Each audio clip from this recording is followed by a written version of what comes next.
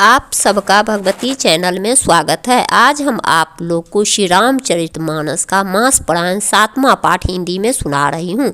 पराये धन और पराई स्त्री पर मन चलाने वाले दुष्ट चोर और जुआरी बहुत बढ़ गए। लोग माता पिता और देवताओं को नहीं मानते थे और साधुओं से सेवा करवाते थे। श्री शिव जी कहते हैं, हे भवानी, जिनके ऐसे आचरण हैं उन सब प्राणियों को राक्षस ही समझना। इस प्रकार धर्म के प्रति अतिशय गलानी देकर पृथ्वी अत्यंत भयभीत एवं वह सोचने लगी कि पर्वतों, नदियों और समुद्रों का बोझ इतना भारी नहीं जान पड़ता जितना भारी मुझे एक प्रोद्रोही लगता है। पृथ्वी सारे धर्मों को विपरीत देख रही है, पर रावण से भयभीत हुई कुछ बोल नहीं सकती। अंत में हृदय में सोच विचार कर गौ का रूप धारण कर धरती वहाँ गई जहाँ सब देवता और मुनि थे। पृथ्वी ने रोककर उनको अपना दुख सुनाया, पर किसी से कुछ काम न बना। तब देवता, मुनि और गंधर्व सब मिलकर ब्रह्मा जी के लोक को गए। भय और शोक से अत्यंत व्याकुल बेचारी पृथ्वी भी गौ का शरीर धारण किए हुए उनके साथ थी। ब्रह्मा जी सब जान गए। उन्होंने मन में अनुमान किया कि इसमें मेरा कुछ भी वश नहीं चलने का। जिसकी तू दासी है वही अविनाशी हमारा और तुम्हारा दोनों का सहायक है। ब्रह्मा जी ने कहा, हे धरती, मन में धीरज धारण करके श्री हरि के चरणों का स्मरण करो। प्रभु अपने दासों की पीड़ा को जानते हैं, वे तुम्हारी कठिन विपत्ति का नाश करेंगे। सब देवता बैठकर विचार करने लगे कि प्रभु को कहाँ पावे ताकि उनके सामने पुकार करें। कोई वैकुंठपुरी जाने को कहता था और कोई कहता था कि वही प्रभु क्षीर समुद्र में निवास करते हैं। जिसके हृदय में जैसी भक्ति और प्रीति होती है, प्रभु वहाँ सदा उसी रीति से प्रकट होते हैं। हे पार्वती, उस समाज में मैं भी था। अवसर पाकर मैंने एक बात कही, मैं तो यह जानता हूँ कि भगवान सब जगह समान रूप से व्यापक हैं। प्रेम से वे प्रकट हो जाते हैं। देश, काल, दिशा विदिशा में बताओ ऐसी जगह कहाँ है जहाँ प्रभु न हो। वे चराचर मैं होते हुए ही सबसे रहित हैं और विरक्त हैं। वे प्रेम से प्रकट होते हैं जैसे अग्नि अव्यक्त रूप से सर्वत्र व्याप्त है, परंतु जहाँ उसके लिए अरुणि मंथनादि साधन किए जाते हैं वहाँ वह प्रकट होती है। इसी प्रकार सर्वत्र व्याप्त भगवान भी प्रेम से प्रकट होते हैं। मेरी बात सबको प्रिय लगी। ब्रह्मा जी ने साधु साधु कहकर बड़ाई की। मेरी बात सुनकर ब्रह्मा जी के मन में बड़ा हर्ष हुआ। उनका तन पुलकित हो गया और नेत्रों से प्रेम के आंसू बहने लगे। तब वे धीर बुद्धि ब्रह्मा जी सावधान होकर हाथ जोड़कर स्तुति करने लगे। हे देवताओं के स्वामी, सेवकों को सुख देने वाले, शरणागत की रक्षा करने वाले भगवान, आपकी जय हो, जय हो। हे गौ ब्राह्मणों को हित करने वाले, असुरों को विनाश करने वाले, समुद्र की कन्या श्री लक्ष्मी जी के प्रिय स्वामी, आपकी जय हो। हे देवता और पृथ्वी का पालन करने वाली, आपकी लीला अद्भुत है, उसका भेद कोई नहीं जानता। ऐसे जो स्वभाव से ही कृपालु और दीन दयालु हैं, वे ही हम पर कृपा करें। हे अविनाशी, सबके हृदय में निवास करने वाले, सर्वव्यापक, परम आनंद स्वरूप, इंद्रियों से परे, पवित्र चरित्र, माया से रहित मुकुंद, आपकी जय हो, जय हो। इस लोक और परलोक के सब भोगों से विरक्त तथा मोह से सर्वथा छूटे हुए ज्ञानी मुनि वृंद भी अत्यंत अनुरागी प्रेमी बनकर जिनका रात दिन ध्यान करते हैं और जिनके गुणों के समूह का गान करते हैं, उन सच्चिदानंद की जय हो। जिन्होंने बिना किसी दूसरे संगी अथवा सहायक के अकेले ही या स्वयं अपने को त्रिगुण रूप ब्रह्मा, विष्णु, शिव रूप बनाकर अथवा बिना किसी उपादान कारण के अर्थात स्वयं ही सृष्टि के अभिन्न निमोत्पादन कारण बनकर 3 प्रकार की सृष्टि उत्पन्न की है। वे पापों को नाश करने वाले भगवान हमारी शुद्धि लें। हम न भक्ति जानते हैं न पूजा, जो संसार से के भय का नाश करने वाले, मुनियों के मन को आनंद देने वाले और विपत्तियों के समूह को नष्ट करने वाले हैं। हम सब देवताओं के समूह मन, वचन, कर्म से चतुराई करने की बात छोड़कर उन भगवान की शरण में आए हैं। सरस्वती जी, वेद, शेष जी और संपूर्ण ऋषि कोई भी जिनको नहीं जानते, जिन्हें दीन प्रिय है, ऐसा वेद पुकार कर कहते हैं, वे ही श्री भगवान हम पर दया करें। हे संसार रूपी समुद्र के मथने के लिए मंदराचल रूप सब प्रकार से सुंदर गुणों के धाम और सुखों की राशि नाथ, आपके चरण कमलों में मुनि सिद्ध और सारे देवता भय से अत्यंत व्याकुल होकर नमस्कार करते हैं। देवताओं और पृथ्वी को भयभीत जानकर और उनके स्नेहयुक्त वचन सुनकर शोक और संदेह को हरने वाली गंभीर आकाशवाणी हुई। हे मुनि सिद्ध और देवताओं के स्वामियों, डरो मत, तुम्हारे लिए मैं मनुष्य का रूप धारण करूंगा और उदार सूर्य वंश में अंशों सहित मनुष्य का अवतार लूंगा। कश्यप और आदित्य ने बड़ा भारी तप किया था, मैं पहले ही उनको वर दे चुका हूँ। वे ही दशरथ और कौशल्या के रूप में मनुष्यों के राजा होकर श्री अयोध्यापुरी में प्रकट हुए हैं। उन्हीं के घर जाकर मैं रघुकुल में श्रेष्ठ 4 भाइयों के रूप में अवतार लूंगा। नारद के सब वचन में सत्य करूंगा और अपनी पराशक्ति के सहित अवतार लूंगा। मैं पृथ्वी का सब भार हर लूंगा। हे देववृंद, तुम निर्भय हो जाओ। आकाश में ब्रह्म की वाणी को कान से सुनकर देवता तुरंत लौट गए, उनका हृदय शीतल हो गया। तब ब्रह्मा जी ने पृथ्वी को समझाया, वह भी निर्भय हुई और उसके जी में भरोसा आ गया। देवताओं को यही सिखाकर कि वानरों का शरीर धर धर कर तुम लोग पृथ्वी पर जाकर भगवान के चरणों की सेवा करो, ब्रह्मा जी अपने लोक को चले गए। सब देवता अपने अपने लोक को गए। पृथ्वी सहित सबके मन को शांति मिली। ब्रह्मा जी ने जो कुछ आज्ञा दी उससे देवता बहुत प्रसन्न हुए और उन्होंने देर नहीं की। पृथ्वी पर उन्होंने वानर देह धारण की। उनमें अपार बल और प्रताप था। सभी शूरवीर थे। पर्वत, वृक्ष और नख ही उनके शस्त्र थे। वे धीर बुद्धि वाले भगवान के आने की राह देखने लगे। वे पर्वतों और जंगलों में जहाँ तहाँ अपनी अपनी सुंदर सेना बनाकर भरपूर छा गए। यह सब सुंदर चरित्र मैंने कहा। अब वह चरित्र सुनो जिसे बीच ही में छोड़ दिया था। अवधपुरी में रघुकुल शिरोमणि दशरथ नाम के राजा हुए, जिनका नाम वेदों में विख्यात है। वे धर्म धुरंधर, गुणों के भंडार और ज्ञानी थे। उनके हृदय में शार्ंग धनुष धारण करने वाले भगवान की भक्ति थी और उनकी बुद्धि भी उन्हीं में लगी रहती थी। उनकी कौशल्या आदि प्रिय रानियां सभी पवित्र आचरण वाली थी। वे बड़ी विनीत और पति के अनुकूल चलने वाली थी और श्री हरि के चरण कमलों में उनका दृढ़ प्रेम था।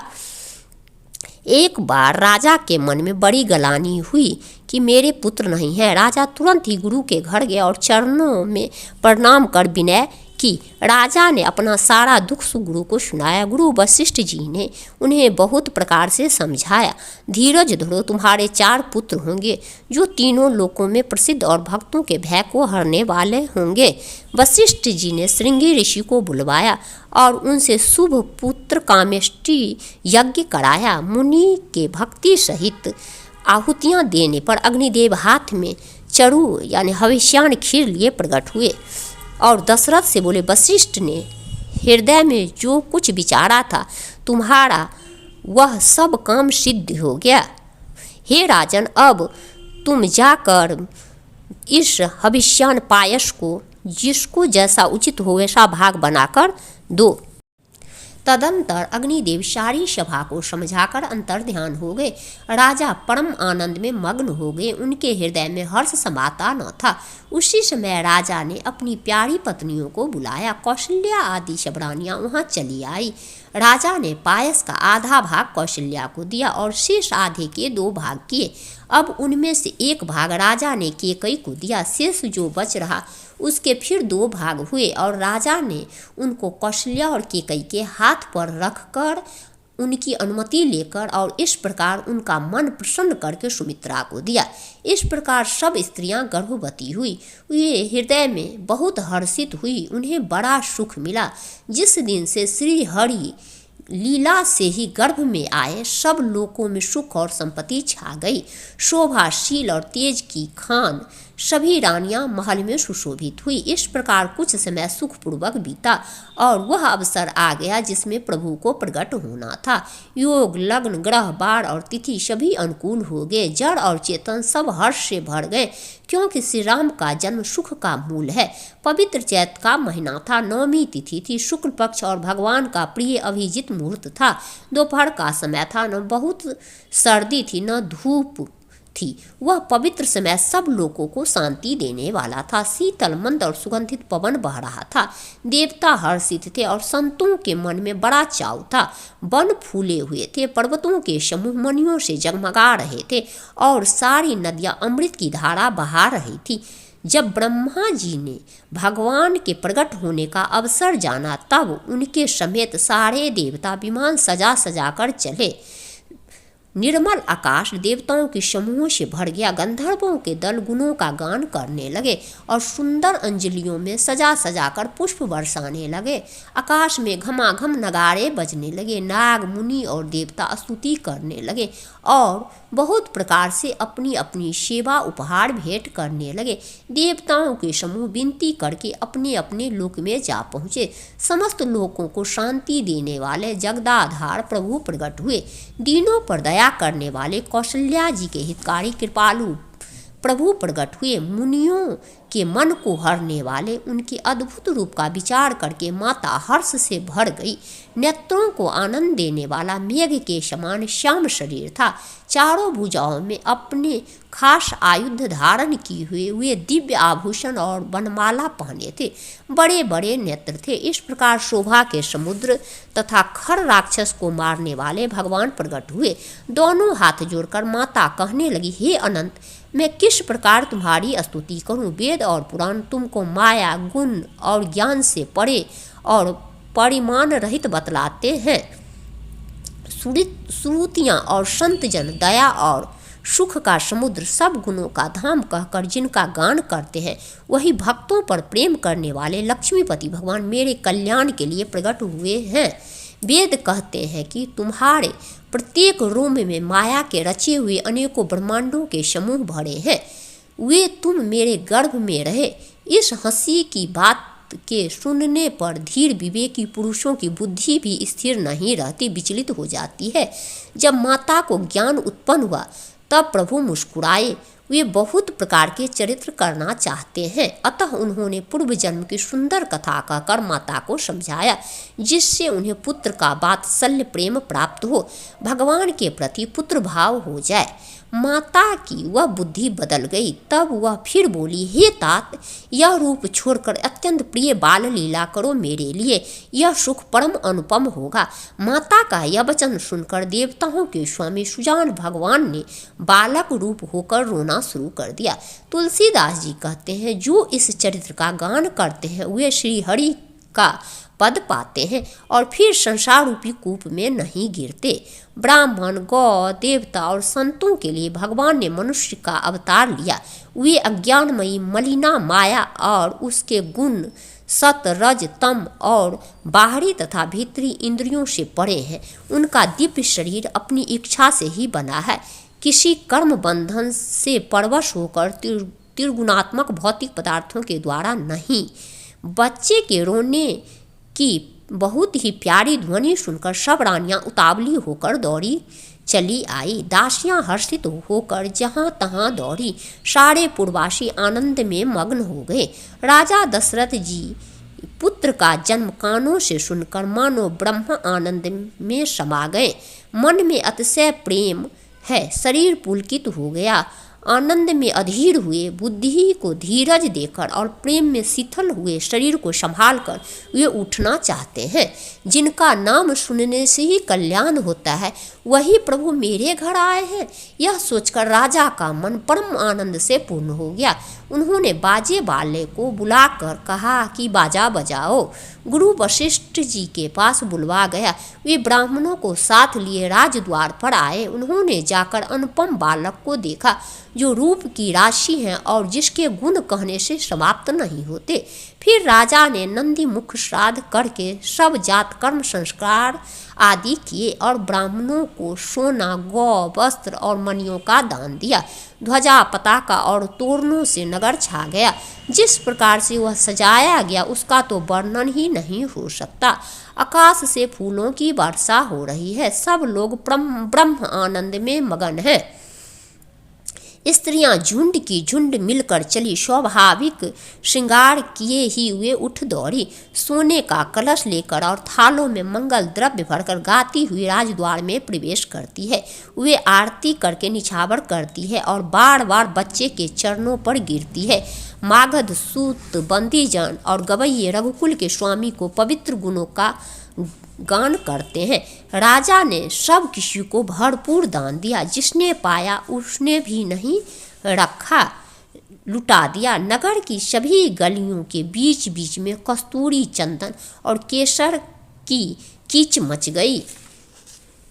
घर घर मंगल में बधावा बजने लगा, क्योंकि शोभा के मूल भगवान प्रकट हुए हैं। नगर के स्त्री पुरुषों के झुंड जहाँ जहाँ आनंद मग्न हो रहे हैं। केकई और सुमित्रा, इन दोनों ने भी सुंदर पुत्रों को जन्म दिया। उस सुख, संपत्ति, समय और समाज का वर्णन सरस्वती जी और सर्पों के राजा शेष जी भी नहीं कर सकते।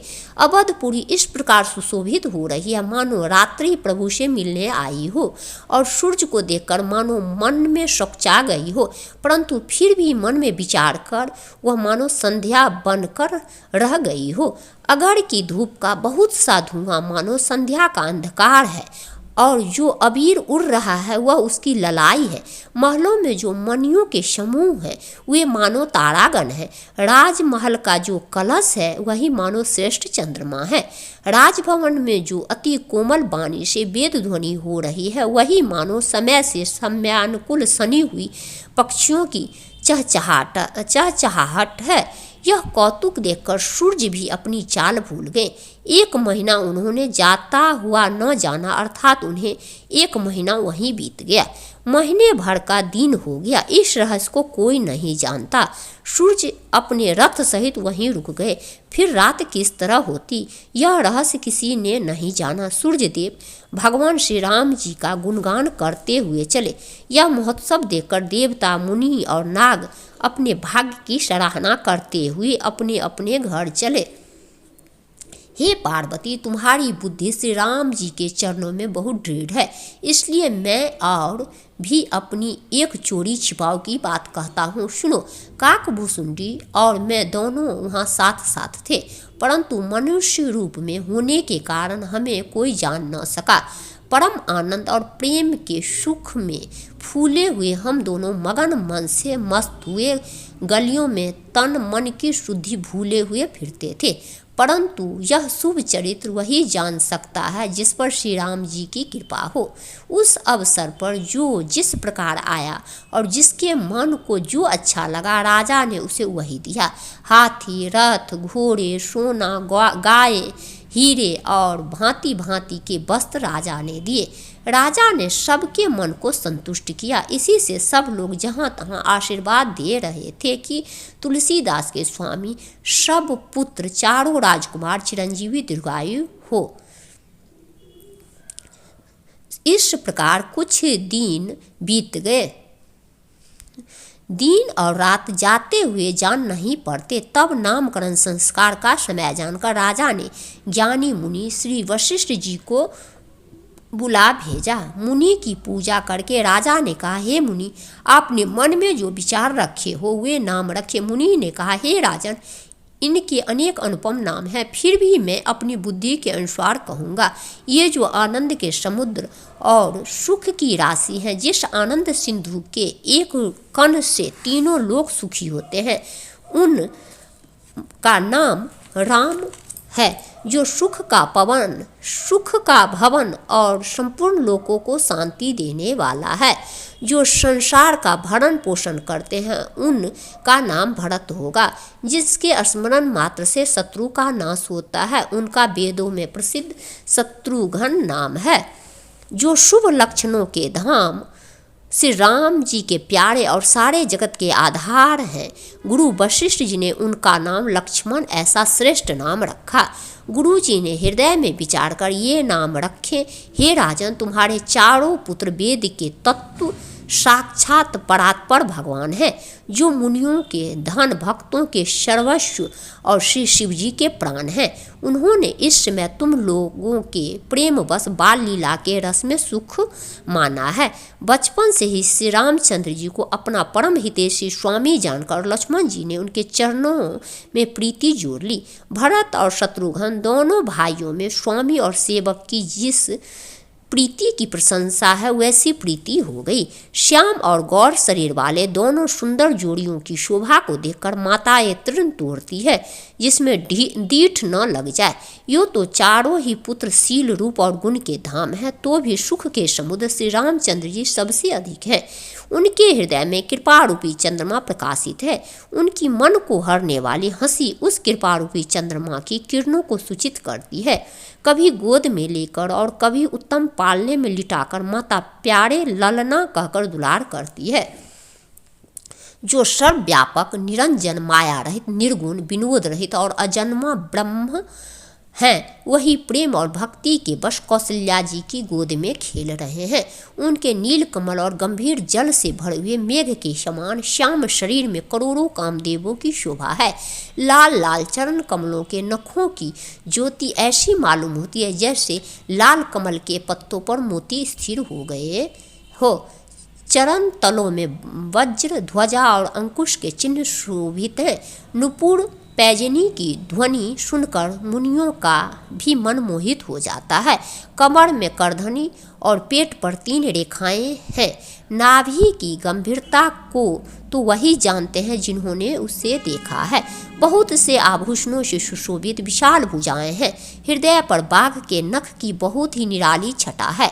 छाती पर रत्नों से युक्त मणियों के हार की शोभा और ब्राह्मण भृंगु के चरण चिन्ह को देखते ही मन लुभा जाता है। कंठ शंख के समान उतार चढ़ाव वाला 3 रेखाओं से सुशोभित है और डोरी बहुत ही सुंदर है। मुख पर असंख्य कामदेवों की छटा छा गई है। 2 सुंदर दंतुलियां हैं, लाल लाल ओठ हैं। नासिका और तिलक के सौंदर्य का तो वर्णन ही कौन कर सकता है। सुंदर कान, बहुत ही सुंदर गाल, मधुर तोतले शब्द बहुत ही प्यारे लगते हैं। जन्म के समय से रखे हुए चिकने और घुंघराले बाल हैं जिनको माता ने बहुत प्रकार से बनाकर संवार दिया। शरीर पर पीली झुंगली पहनाई हुई है। उनका घुटनों और हाथों के बल चलना मुझे बहुत ही प्यारा लगता है। उनके रूप का वर्णन वेद और शेष जी भी नहीं कर सकते।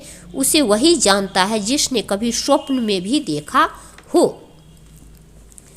जो सुख के पुंज मोह से परे तथा ज्ञानी, बानी और इंद्रियों से अतीत हैं, वे भगवान दशरथ कौशल्या के अत्यंत प्रेम के वश होकर पवित्र बाल लीला करते हैं। इस प्रकार संपूर्ण जगत के माता पिता श्री राम जी अवधपुर के निवासियों को सुख देते हैं। जिन्होंने श्री रामचंद्र जी के चरणों में प्रीति जोड़ी है, हे भवानी, उनकी यह प्रत्यक्ष गति है कि भगवान उनके प्रेम बस बाल लीला करके उन्हें आनंद दे रहे हैं।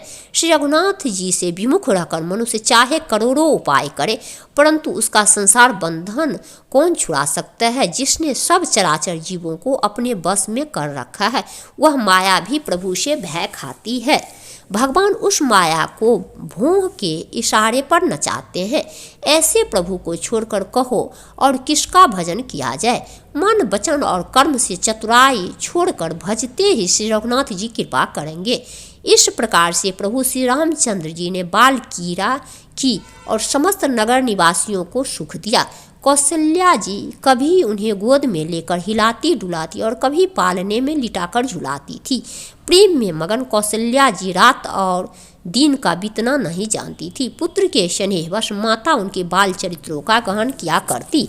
एक बार माता ने श्री रामचंद्र जी को स्नान कराया और श्रृंगार करके पालने पर पौधा दिया। फिर अपने कुल के इष्ट देव भगवान की पूजा के लिए स्नान किया। पूजा करके नैवेद्य चढ़ाया और स्वयं वहाँ गई जहाँ रसोई बनाई गई थी। फिर माता वही पूजा के स्थान में लौट आई और वहाँ आने पर पुत्र को इष्टदेव भगवान के लिए चढ़ाए हुए नैवेद्य का भोजन करते देखा। माता भयभीत होकर पालने में सोया था। यहाँ किसने लाकर बैठा दिया। इस बात से डरकर पुत्र के पास गई तो वहाँ बालक को सोया हुआ देखा। फिर पूजा स्थान में लौटकर देखा कि वही पुत्र वहाँ भोजन कर रहा है। उनके हृदय में कंप होने लगा और मन को धीरज नहीं होता। वह सोचने लगी कि यहाँ और वहाँ मैंने दो बालक देखे, या मेरी बुद्धि का भ्रम है या और कोई विशेष कारण। प्रभु श्री रामचंद्र जी ने माता को घबराई हुई देखकर मधुर मुस्कान से हंस दिया। फिर उन्होंने माता को अपना अखंड अद्भुत रूप दिखलाया, जिसके एक एक रोम में करोड़ों ब्रह्मांड लगे हुए हैं। अग्नित, सूर्य, चंद्रमा, शिव, ब्रह्मा, बहुत से पर्वत, नदियाँ, समुद्र, पृथ्वी, वन, काल, कर्म, गुण, ज्ञान और स्वभाव देखे, और वे पदार्थ भी देखे जो कभी सुने भी न थे। इस प्रकार से बलवती माया को देखकर वह भगवान के सामने अत्यंत भयभीत हाथ जोड़े खड़ी है। जीव को देखा जिसे वह माया नचाती है, और फिर भक्ति को देखा जो उस जीव को माया से छुड़ा देती है। माता का शरीर पुलकित हो गया, मुख से वचन नहीं निकलता। तब आंखें मूंदकर उसने श्री रामचंद्र जी के चरणों में सिर नवाकर माता को आश्चर्यचकित देखकर खड़ के शत्रु श्री राम जी फिर बाल रूप हो गए। माता से स्तुति भी नहीं की जाती। वह डर गई कि मैंने जगत पिता परमात्मा को पुत्र करके जाना। श्री हरि ने माता को बहुत प्रकार से समझाया और कहा, हे माता सुनो, यह बात कहीं पर न कहना। कौशल्या जी बार बार हाथ जोड़कर विनय करती है कि हे प्रभु, मुझे आपकी माया अब कभी न व्यापे। भगवान ने बहुत प्रकार से बाल लीलाएं की और अपने सेवकों को अत्यंत आनंद दिया। कुछ समय बीतने पर चारों भाई बड़े होकर कुटुंबियों को सुख देने वाले हुए। तब गुरु जी ने जाकर चूड़ा कर्म संस्कार किया। ब्राह्मणों ने फिर बहुत सी दक्षिणा पाई। चारों सुंदर राजकुमार बड़े ही मनोहर अपार चरित्र करते फिरते हैं। जो मन, वचन और कर्म से अगोचर है, वही प्रभु दशरथ जी के आंगन में विचर रहे हैं।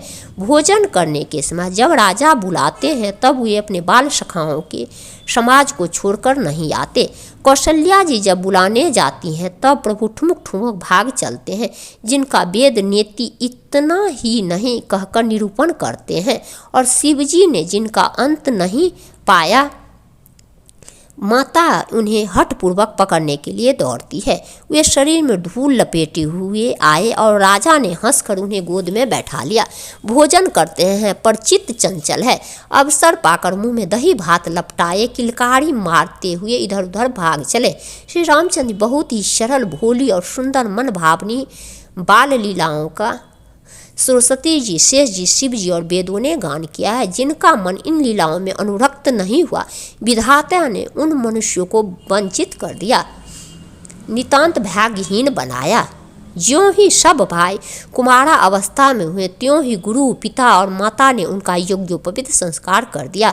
श्री रघुनाथ जी भाइयों सहित गुरु के घर में विद्या पढ़ने गए और थोड़े ही समय में उनको सब विद्याएं आ गई। चारों वेद जिनके स्वाभाविक श्वास है, वे भगवान पढ़े और बड़ा कौतुक अचरज हैं। चारों भाई विद्या, विनय, गुण और शील में बड़े निपुण हैं और सब राजाओं को लीलाओं के ही खेल खेलते हैं। हाथों में बाण और धनुष बहुत ही शोभा देते हैं। रूप देखते ही चराचर जड़ चेतन मोहित हो जाते हैं। यह सब भाई जिन गलियों में खेलते हुए निकलते हैं, उन गलियों में सभी स्त्री पुरुष उनको देखकर स्नेह से शिथिल हो जाते हैं अथवा ठिठक कर रह जाते हैं। कौशलपुर के रहने वाले स्त्री पुरुष, बूढ़े और बालक सभी को कृपालु श्री रामचंद्र जी प्राणों से भी बढ़कर प्रिय लगते हैं। श्री रामचंद्र जी भाइयों और इष्ट मित्रों को बुलाकर साथ ले लेते और वन में जाकर शिकार खेलते हैं। मन में पवित्र समझकर मृगों को मारते हैं और प्रतिदिन लाकर राजा दशरथ जी को दिखलाते हैं। जो मृग श्री राम जी के बाण से मारे जाते हुए शरीर छोड़कर देवलोक को चले जाते हैं। श्री रामचंद्र जी अपने छोटे भाइयों और सखाओं के साथ भोजन करते हैं और माता पिता की आज्ञा का पालन करते हैं। जिस प्रकार नगर के लोग सुखी हो कृपा निधान श्री रामचंद्र जी वही संयोग लीला करते हैं। मैं मन लगाकर वेद पुराण सुनते हैं और फिर स्वयं छोटे भाइयों को समझाकर कहते हैं। श्री रघुनाथ जी प्रातः काल उठकर माता पिता और गुरु को मस्तक नवाते हैं और आज्ञा लेकर नगर का काम करते हैं। उनके चरित्र देख देख कर राजा मन में बड़े हर्षित होते हैं। जो व्यापक, अकल, इच्छा रहित, अजन्म और निर्गुण है तथा जिनका न नाम है न रूप, वही भगवान भक्तों के लिए नाना प्रकार के अनुपम अलौकिक चरित्र करते हैं। यह सब चरित्र मैंने गाकर कहा। अब आगे की कथा मन लगाकर सुनो। ज्ञानी महामुनि विश्वामित्र जी वन में शुभ आश्रम पवित्र स्थान जानकर बसते थे, जहाँ वे मुनि जप, यज्ञ और योग करते थे, परंतु मारीच और सुबाहु से बहुत डरते थे। यज्ञ देखते ही राक्षस दौड़ पड़ते थे और उपद्रव मचाते थे, जिससे मुनि बहुत दुख पाते थे। गाधी के पुत्र विश्वामित्र जी ने मन में चिंता छा गई कि ये पापी राक्षस भगवान के मारे बिना न मरेंगे।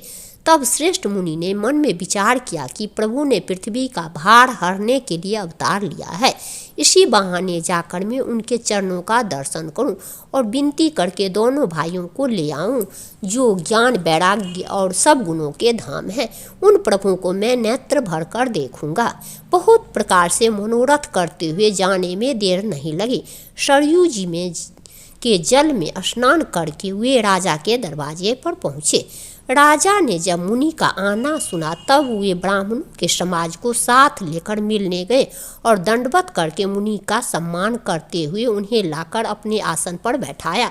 चरणों को धोकर बहुत पूजा की और कहा, मेरे समान धन्य आज दूसरा कोई नहीं है। फिर अनेक प्रकार के भोजन करवाए, जिससे श्रेष्ठ मुनि ने अपने हृदय में बहुत ही हर्ष प्राप्त किया। फिर राजा ने चारों पुत्रों को मुनि के चरणों पर डाल दिया, उनसे प्रणाम कराया। श्री रामचंद्र जी को देखकर मुनि अपनी देह की शुद्धि भूल गई। वे श्री राम जी के मुख की शोभा देखते ही ऐसे मग्न हो गए मानो चकोर पूर्ण चंद्रमा को देखकर लुभा गया हो। तब राजा ने मन में हर्षित होकर ये वचन कहे, हे मुनि, इस प्रकार कृपा तो आपने कभी नहीं की। आज किस कारण से आपका शुभागमन हुआ, कहिए, मैं उसे पूरा करने में देर नहीं लगाऊंगा। मुनि ने कहा, हे राजन, राक्षसों के समूह मुझे बहुत सताते हैं, इसलिए मैं तुमसे कुछ मांगने आया हूँ। छोटे भाई सहित श्री रघुनाथ जी को मुझे दो। राक्षसों के मारे जाने पर मैं सनाथ सुरक्षित हो जाऊंगा। हे राजन, प्रसन्न मन से इनको दो, मोह और अज्ञान को छोड़ दो। हे स्वामी, इससे तुमको धर्म और सुयश की प्राप्ति होगी और इनका परम कल्याण होगा। इस अत्यंत अप्रिय वाणी को सुनकर राजा का हृदय कांप उठा और उनके मुख की कांति फीकी पड़ गई। उन्होंने कहा, हे ब्राह्मण, मैंने चौथे पन में 4 पुत्र पाए हैं, आपने विचार कर बात नहीं कही। हे मुनि, आप पृथ्वी, गौ, धन और खजाना मांग लीजिए, मैं आज बड़े हर्ष के साथ अपना सर्वस्व दे दूंगा। देह और प्राण से अधिक प्यारा कुछ भी नहीं होता, मैं उसे भी एक पल में दे दूंगा। सभी पुत्र मुझे प्राणों के समान प्यारे हैं, उनमें भी हे प्रभु, राम को तो किसी प्रकार भी देते नहीं बनता। कहाँ अत्यंत डरावने और क्रूर राक्षस और कहाँ परम किशोर अवस्था के बिल्कुल सुकुमार मेरे सुंदर पुत्र। प्रेम रस से सनी हुई राजा की वाणी सुनकर ज्ञानी मुनि विश्वामित्र जी ने हृदय में बड़ा हर्ष माना। तब वशिष्ठ जी ने राजा को बहुत प्रकार से समझाया, जिससे राजा का संदेह नाश को प्राप्त हुआ। राजा ने बड़े ही आदर से दोनों पुत्रों को बुलाया और हृदय से लगाकर बहुत प्रकार से उन्हें शिक्षा दी। फिर कहा, हे नाथ, ये दोनों पुत्र मेरे प्राण हैं। हे मुनि, अब आप ही इनके पिता हैं, दूसरा कोई नहीं। राजा ने बहुत प्रकार से आशीर्वाद देकर पुत्रों को ऋषि के हवाले कर दिया। फिर प्रभु माता के महल में गए और उनके चरणों में सिर नवाकर चले। पुरुषों में सिंह रूप दोनों भाई राम लक्ष्मण मुनि का भय हरने के लिए प्रसन्न होकर चले। वे कृपा के समुद्र, क्षीर बुद्धि और संपूर्ण विश्व के कारण के भी कारण हैं। भगवान के लाल नेत्र हैं, चौड़ी छाती और विशाल भुजाएं हैं। नील कमल और तमाल के वृक्ष की तरह श्याम शरीर है। कमर में पीताम्बर पहने और सुंदर तरकस कसे हुए हैं। दोनों हाथों में सुंदर धनुष और बाण हैं। श्याम और गौर वर्ण के दोनों भाई परम सुंदर हैं। विश्वामित्र जी को महान निधि प्राप्त हो गई। वे सोचने लगे, मैं जान गया कि प्रभु ब्राह्मण्य देव ब्राह्मणों के भक्त हैं। मेरे लिए भगवान ने अपने पिता को भी छोड़ दिया। मार्ग में चले जाते हुए मुनि ने तारका को दिखलाया। शब्द सुनते ही वह क्रोध करके दौड़ी।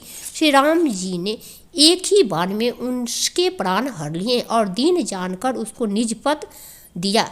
तब ऋषि विश्वामित्र ने प्रभु को मन में विद्या का भंडार समझते हुए भी लीला को पूर्ण करने के लिए ऐसी विद्या दी जिससे भूख प्यास न लगे और शरीर में अतुलित बल और तेज का प्रकाश हो।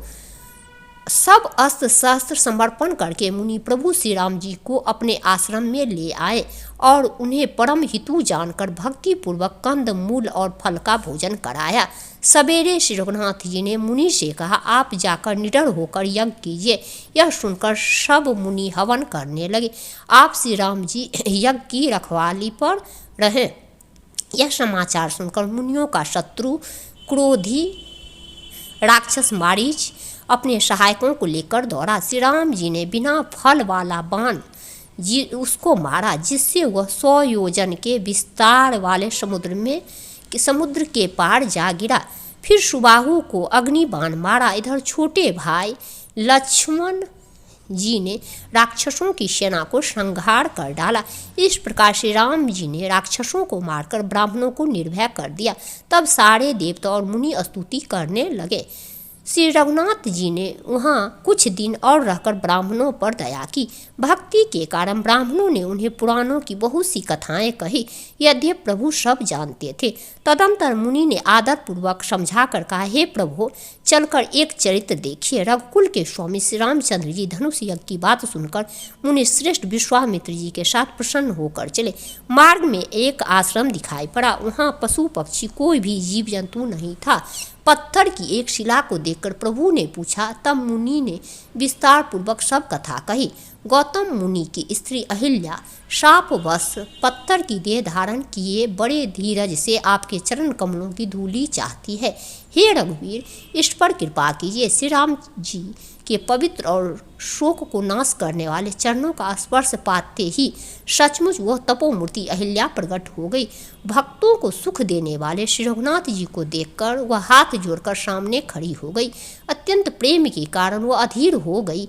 उसका शरीर पुलकित हो गया। मुख से वचन कहने में नहीं आते। वह अत्यंत बड़भाग्नि अहिल्या प्रभु के चरणों से लिपट गई और उसके दोनों नेत्रों से जल की धारा बहने लगी। फिर उसने मन में धीरज धरकर प्रभु को पहचाना और श्री रघुनाथ जी की कृपा से भक्ति प्राप्त की। तब अत्यंत निर्मल वाणी से उसने स्तुति प्रारंभ की। हे ज्ञान से जानने योग्य श्री रघुनाथ जी, आपकी जय हो। मैं सहज ही अपवित्र स्त्री हूँ और हे प्रभु, आप जगत को पवित्र करने वाले, भक्तों को सुख देने वाले रावण के शत्रु हैं। हे कमल नयन, हे संसार के भय से छुड़ाने वाले, मैं आपकी शरण में आई हूँ। मेरी रक्षा कीजिए, रक्षा कीजिए। मुनि ने जो शाप दिया सो बहुत ही अच्छा किया। मैं उसे अत्यंत अनुग्रह करके मानती हूँ कि जिसके कारण मैंने संसार से छुड़ाने वाले श्री हरि आपको नेत्र भर कर देखा। इसी आपके दर्शन को शंकर जी सबसे बड़ा लाभ समझते हैं।